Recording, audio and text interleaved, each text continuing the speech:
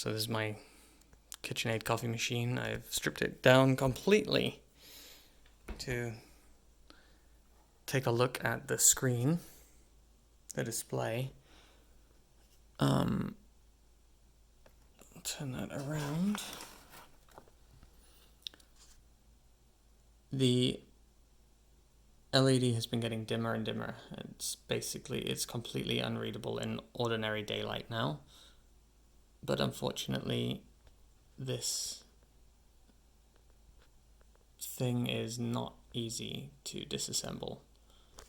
Under here, I assume this white section is here to diffuse the light from the LED so that you get an even display on the screen here, but the screen has too many pins for me to bother soldering and trying to get it back on correctly. Like this level of soldering is a little beyond where I am right now. I haven't been doing any for years. So that's that. Unfortunate. But yeah, once you get it down to this level, you've got this cable here, which you need. This controls the whole unit, the buttons and everything. You would need to take out these cables in order to work on this properly, because you can't really work on it while the whole machine's still together. Then you'd need to desolder these bits, take it apart, take apart the display, replace whatever LED is in there.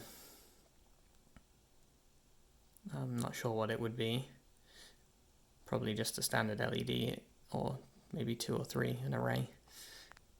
And then solder it all back in, get it reconnected up here, which is not simple to do with all of this here.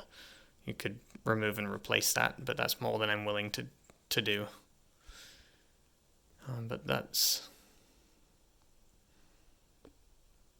how it is. That's what you get down to. If you get that far, good luck.